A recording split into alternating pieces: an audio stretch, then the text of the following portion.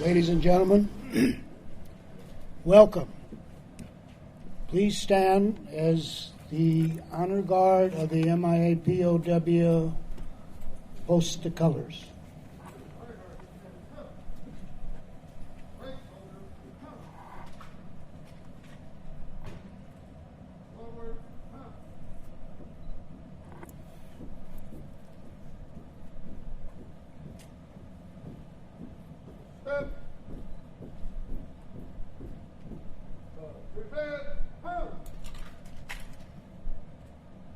Please remain standing, and we'll have a moment of silence for those who did not come back and those who are still in harm's way.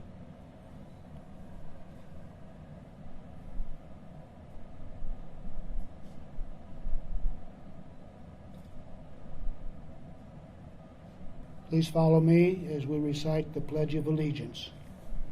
I pledge allegiance to the flag of the United States of America and to the republic for which it stands, one nation under God, indivisible, with liberty and justice for all. Order. Right. Hey. Forward.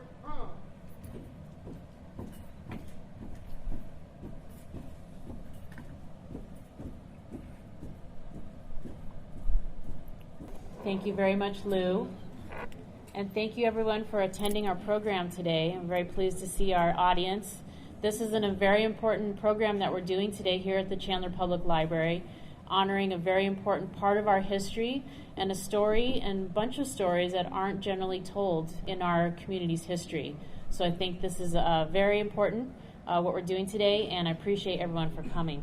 My name is Jean Reynolds, and I'm the Cultural Affairs Coordinator for the City of Chandler and here at the library. And this program is a part of a series that we're doing this year called America in Times of Conflict. We have these brochures.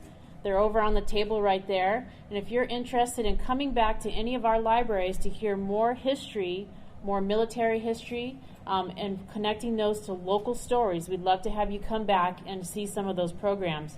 We do have coming up in February, we have a program on the Morenci Nine, which tells the story of the history of the Vietnam War as it impacted the small towns in Arizona, specifically the mining town of Morenci.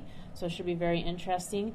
In addition, we have another program that's coming in February that's going to be about Ira Hayes during World War II, and he was at Iwo Jima, and he was from the Gila River Indian community. So we're going to have someone talking about his history. And then in addition, another program that'll be coming up will be a presentation about the Japanese American internment camps here locally, close to the valley, during World War II. So those are some of the things that will be coming, but we've got a lot more coming, and they're all here in this brochure. So we really welcome everyone to come back and attend those programs and spread the word. With that, I'd like to turn the program over to Susan and let her take it away. Thank you.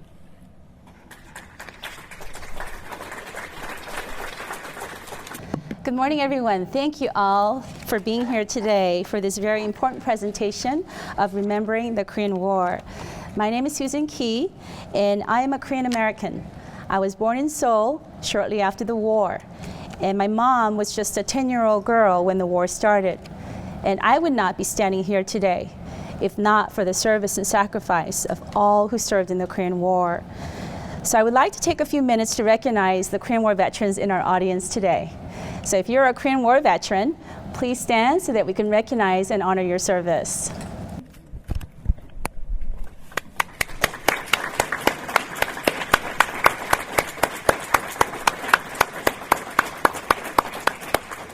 Thank you all so much.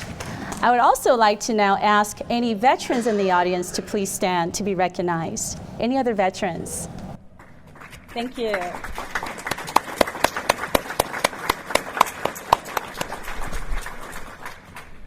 God bless all of you for putting country before yourselves.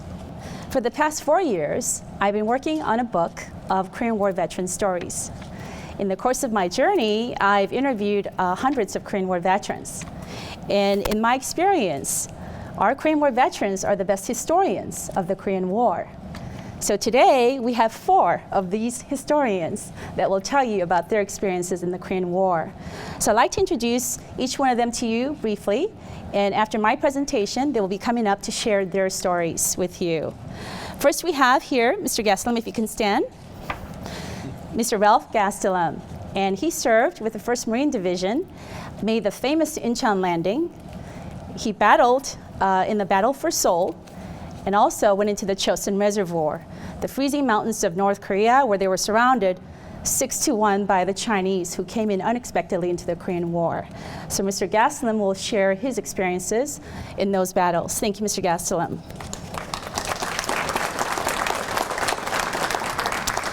Next we have Mr. Lew Bradley.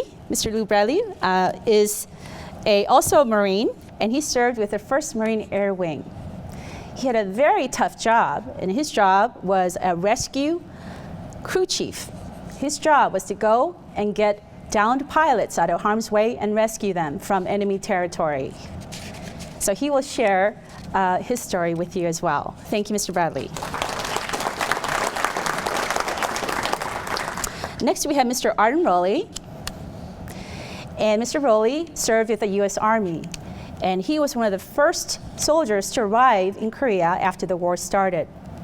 He made his way up all the way from the most southern point of Korea, which is Busan, all the way north beyond Pyongyang.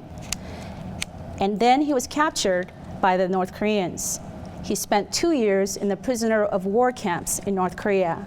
So he will share his ordeal and his story with you today. Thank you, Mr. Rowley.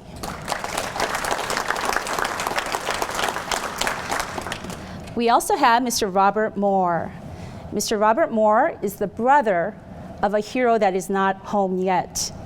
He's the brother of a U.S. Air Force fighter pilot who went missing during the Korean War.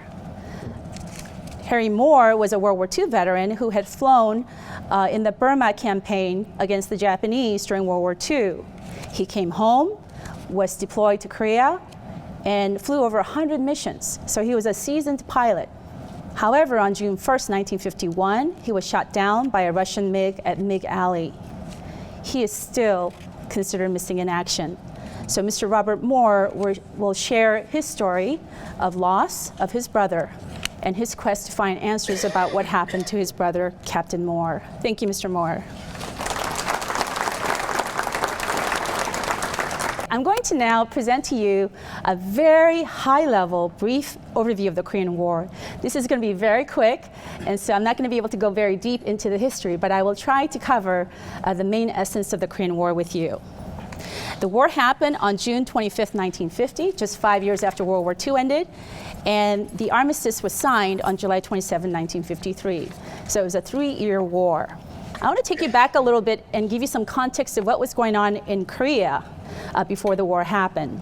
The Japanese Empire had forcibly taken Korea in 1910 as their own colony, and they forced Japanese culture, Japanese rule over the Korean people. From 1910 until 1945, Japan expanded their control of most of Asia. As you can see in the orange, they took all of Korea, they took most of Manchuria and China, Vietnam, Cambodia, and the Philippines. So during this time, they used their power and authority to take all the resources from Korea, such as rice, food, even labor, to fuel their war effort. As you know, the U.S. entered the World War II fight against Japanese Empire when they attacked Pearl Harbor.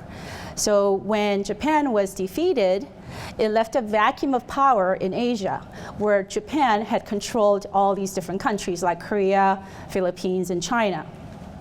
What was decided at the Yalta Conference between Joseph Stalin and Truman was that they would divide Korea in half along the 38th parallel. That North Korea would be controlled by Soviet Union and South Korea would be controlled by the Americans. And it was supposed to be a temporary possession of the country to remove the Japanese, to set up new governments, and free elections. But Soviet Union never had those intentions. Mao Zedong here is on the left, he's the communist leader of China, and on the right is Joseph Stalin, the leader of Russia at the time of World War II. A couple of key things happened that kind of shaped the start of the Korean War. In 1948, Soviet Union refused to have free elections in North Korea, and they set up a communist regime in North Korea under Kim Il-sung. 1948 in September, they detonated their first nuclear bomb. So the US no longer dominated the world as a nuclear power. Then in October, China became fully communist as Mao Zedong took power. And Americans never intervened in what happened to China, so Stalin figured that we would not get involved with Korea should they invade. So this kind of set up the stage for what would happen in Korea. Kim Il-sung is the first communist dictator of North Korea. He has that familiar haircut of all of his descendants. And so he took over power in 1948, and he wanted to expand communism down south. In South Korea, Syngman Rhee was elected as the first president, and he wanted to take North Korea and make it democratic. The US president at the time is Harry Truman, and the unfortunate thing after World War II is that he cut the defense budget in half after World War II, and he fully withdrew all American troops from Korea. So as you can see, this set the stage for a conflict between America and Soviet Union, and between communist regimes and democratic governments. So on June 25th, the North Koreans invaded South Korea. After a barrage of artillery fire, about 53,000 North Koreans invaded and crossed the 38th parallel. Just in 3 days, they were able to get to Seoul and capture the capital of South Korea. At that time, South Korea had very inadequate army, and they didn't even have a tank. They really were not prepared as a military force. The US and UN response was that they demanded that North Korea pull back to the 38th, and of course the North Koreans did not comply with that order. So the UN Security Council passed a resolution to provide military assistance to South Korea. What you may not know is that 16 countries sent combat forces to the Korean War, and they were to be led by General Douglas MacArthur. The next screen here shows the countries that were involved: Canada, America, Colombia, even Ethiopia, Turkey, England, Belgium, and so forth. So there's about 16 countries that gave combat forces, and 5 gave medical support. Those 5 were Denmark, India, Italy, Norway, and Sweden. But the one clear fact is that the US provided the largest force of any one of these countries. The US gave 1.8 million service members to serve in the Korean War, whereas the second largest was from Britain, and there were only 56,000. So it is very clear to me that America had the greatest hand in saving South Korea. The phases of the Korean War here kind of demonstrate how quickly the war front changed. So you'll see on the very left, after they invaded, they made it down to Busan, which is that southern perimeter, just in a matter of 2 months. And so when they were surrounded, that's when MacArthur devised the plan to make the Incheon landing over here. So I will talk about that a little bit more. But the main point here is that they very quickly moved past even the UN forces, because the first UN and US forces that arrived in Korea were inadequately equipped. They had really outdated World War II weapons. They were not well trained. And so they were clearly outnumbered and overwhelmed. The second picture here shows what happened after they broke out of the Busan perimeter, and the Americans and the UN forces went up all the way past Pyongyang. This was about November, October of 1950. So just within another month or two, that whole movement happened very fast. Then when the Chinese entered the war, they pushed everyone down, back beyond Seoul. They took Seoul again. And so this was the line around January 1951. So between June to 1951 January, which is only 5 months, look at the huge shift in the front line. Then in March 53, the fighting became more fixed along the 38th parallel, as you see here. Okay, so that will give you kind of a sense of how quickly the war changed in the first 7 to 9 months. The next slide shows you the Busan perimeter. This is when the US and UN forces were backed against the ocean and had this very small piece of land left of South Korea to defend. And this was called the Busan perimeter. And in early September, they were able to get more troops and equipment and tanks and push out of the Pusan perimeter. While the Pusan perimeter was going on, MacArthur devised a plan to make an amphibious landing here at Incheon. So this whole area was taken over by North Koreans. So his plan was to cut off the enemy from behind and cut off their supply lines and push forward while the Pusan perimeter forces would push forward. It was a daring plan, but it worked. He had about 75,000 troops, 261 Navy vessels, and the invasion was a great success. Here's some pictures of the 1st Marine Division Marines that were landing. One of these could be Mr. Gastelum. So he was on one of these landing crafts making the Incheon landing. This is General Douglas MacArthur watching the progression of the landing. This is a famous photo you might recognize of a Marine climbing a seawall. There is actually a very tragic story behind this. This Marine that's climbing the seawall, his name is Baldomero Lopez, and just minutes after he climbed the seawall, he died. He actually fell on a grenade in order to save his fellow Marines, and for that courageous act, he was awarded the Medal of Honor. This is the battle for Seoul. As I mentioned, Seoul changed hands very often during the first 9 months. So the first battle was in June 28th when the North Communists took Seoul. Then we took it back in September after the Incheon landing. Then after the Chinese came in, they took it back again in January. And then in March, we took Seoul back. So Seoul was a very tumultuous area to be in during the first 6 months or 9 months of the war. This is a picture of an American flag being raised by a Marine from the 1st Marine Division at the embassy in Seoul. Well, there was a decision to be made about whether to cross the 38th parallel. The UN and US forces had successfully taken back all of South Korea, and so the next question was, should they proceed north and invade North Korea? They were given permission to do so in an effort to free Korea from communist forces altogether. So they crossed the parallel in late September, early October of 1950, just 4 months after the war started. The Chinese gave notice or warning to the UN forces that they would enter the war if we had crossed the 38th.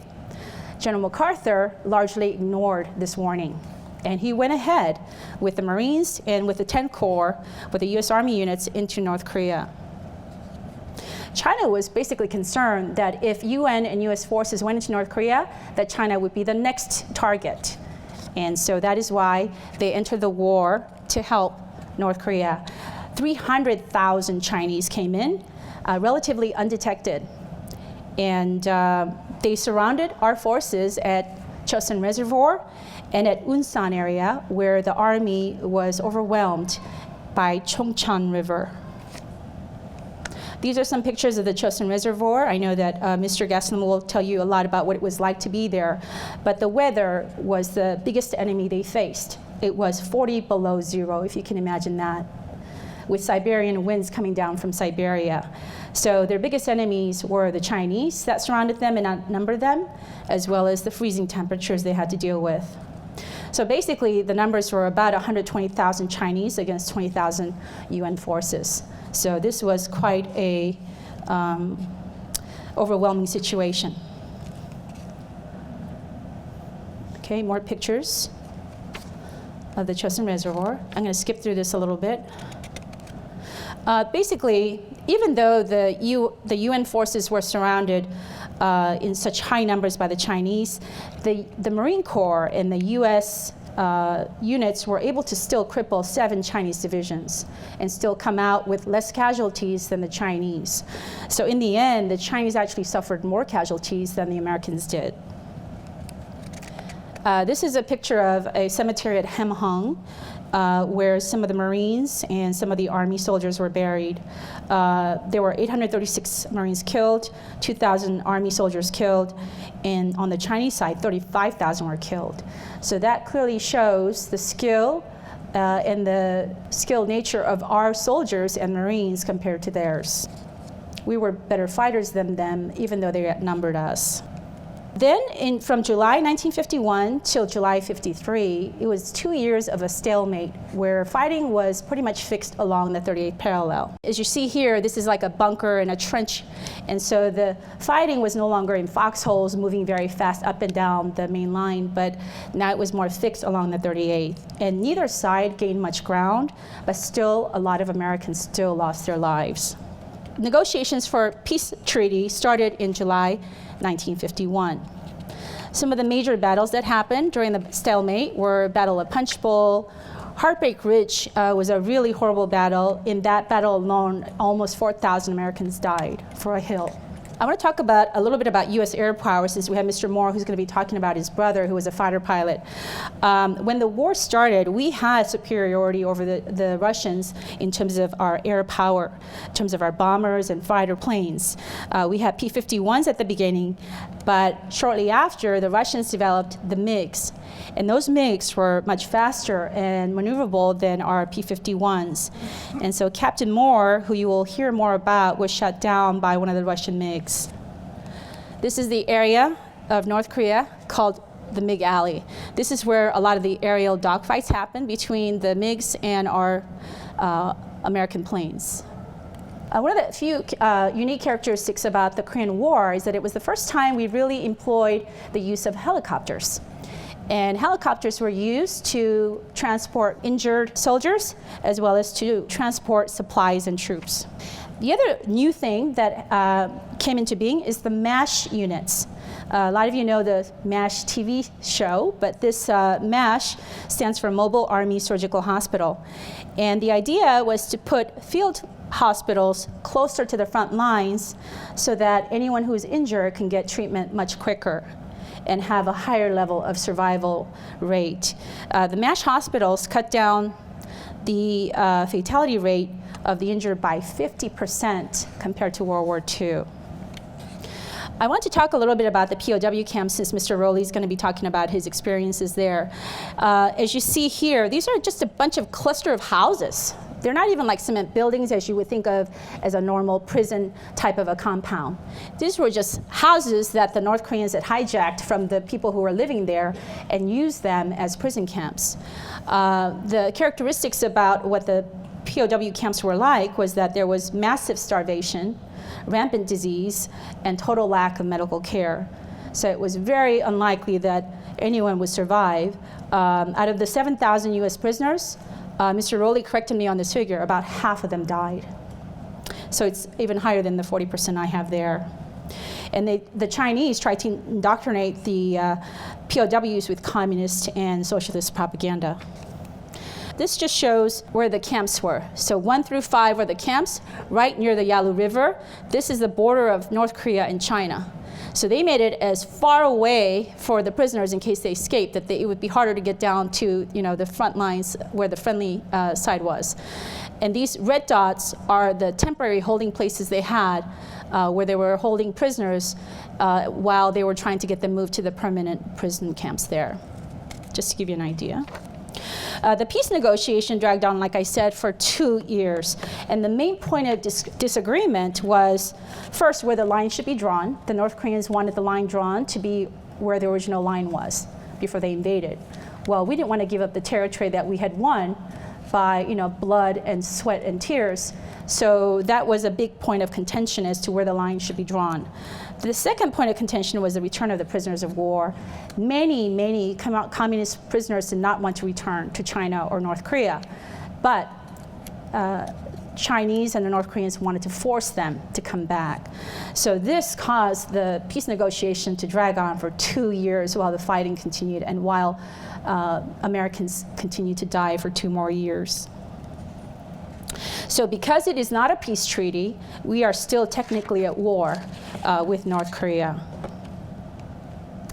This was the signing of the Armistice Agreement on July 27. Freedom Village is where the prisoners were exchanged in August after the war. So Mr. Rowley will talk about that. And then I also want to cover a little bit about the missing in action. We had over 8,000, well, we have about 8,000 still missing in Korea today. I want to show you these 4 areas. So the prisoner of war camps We still have 1,200 missing there. They just haven't come home. Then the Chosin Reservoir, we have another 1,000 or so there. Then in Pyongyang, Unsan area, there was a big battle in December where the Army units were overrun. And so we have about 1,500 there. And then along the 38th, we have many that lost their lives, whose remains could not be found during the various battles that continued for the last 2 years. So we still have so many that we need to bring home. The outcome of the war is that 36,000 Americans gave their lives, and 8,000 of them are still missing.